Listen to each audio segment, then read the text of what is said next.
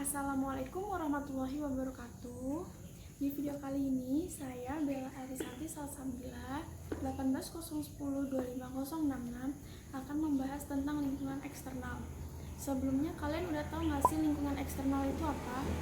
Jadi, lingkungan eksternal adalah faktor-faktor luar yang dapat mempengaruhi suatu perusahaan dalam menentukan pilihan arah dan juga tindakannya, serta mempengaruhi proses internalnya dan juga struktur organisasinya. Dalam lingkungan eksternal ini, ada 4 cara atau komponen yang dapat dilakukan oleh suatu perusahaan. Yang pertama adalah scanning. Scanning mengidentifikasi petunjuk awal dari perubahan. Monitoring mendeteksi arti observasi secara terus-menerus atas perubahan. Forecasting mengembangkan proyeksi atas hasil yang diantisipasi berdasarkan perubahan yang dimonitor. Assessing menentukan waktu dan pentingnya perubahan bagi strategi perusahaan dan manajemennya. Di dalam lingkungan eksternal terbagi menjadi 2. Yang pertama ada lingkungan umum atau general environment.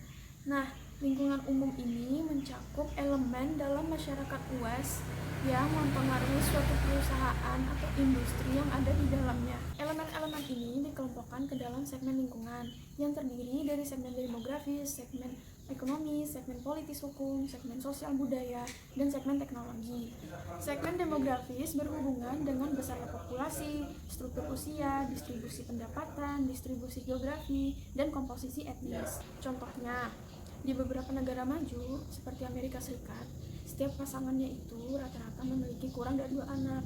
Nah, dengan tingkat kelahiran demikian, maka populasi di negara tersebut pasti akan menyusut dari waktu ke waktu. Segmen ekonomi. Segmen ekonomi ini berhubungan dengan arah dan ciri perekonomian di mana suatu perusahaan akan bersaing atau sedang bersaing. Elemen-elemennya ini seperti tingkat inflasi, tingkat bunga, tingkat simpanan pribadi, tingkat simpanan perusahaan, dan lain-lain.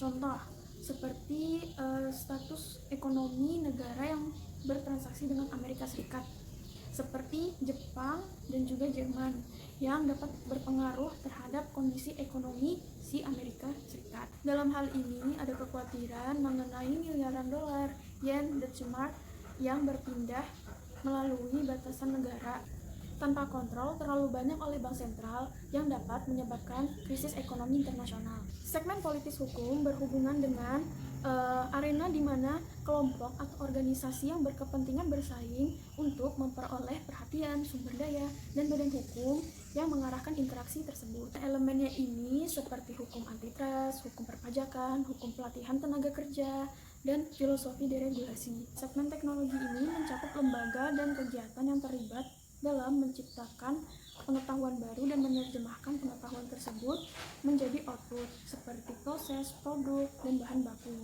Elemen pada segmen teknologi ini seperti inovasi produk, inovasi proses, aplikasi pengetahuan, dan teknologi komunikasi baru.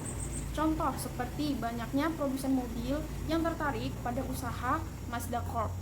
Kenapa? Karena mereka ingin merancang dan menghasilkan produk yang peduli lingkungan. Tujuan penting dalam mempelajari lingkungan umum ini adalah dapat mengidentifikasi peluang dan juga ancaman.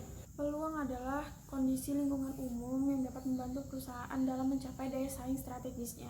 Dan ancaman adalah kondisi lingkungan umum yang dapat mengganggu perusahaan dalam mencapai daya saing strategisnya. Lingkungan industri adalah sekelompok ancaman masuknya pendatang baru, pemasok, pembeli, produk pengganti, dan intensitas persaingan antar pesaing yang mempengaruhi suatu perusahaan dalam mengambil langkah dan tanggapan bersaingnya. Nah, 5 model kekuatan industri ini mencakup karakteristik yang menentukan potensi laba perusahaan. Dibandingkan dengan lingkungan umum, lingkungan industri ini memiliki efek yang lebih langsung pada usaha perusahaan dalam mencapai daya saing strategisnya. Kelompok strategis. Kelompok strategis ini adalah sekelompok perusahaan dalam industri yang mengikuti strategis yang sama atau mirip dengan dimensi strategis yang sama, seperti keunggulan teknologi, mutu produk, kebijakan harga, pemilihan saluran distribusi, dan jenis pelayanan konsumen. Analisis pesaing. Dalam lingkungan eksternal, analisis pesaing dapat memberikan informasi mengenai tujuan, strategi, asumsi, dan kemampuan perusahaan pesaing. Nah, sekian penjelasan saya di video kali ini.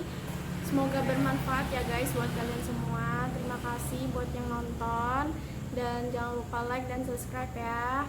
Terima kasih. Assalamualaikum warahmatullahi wabarakatuh.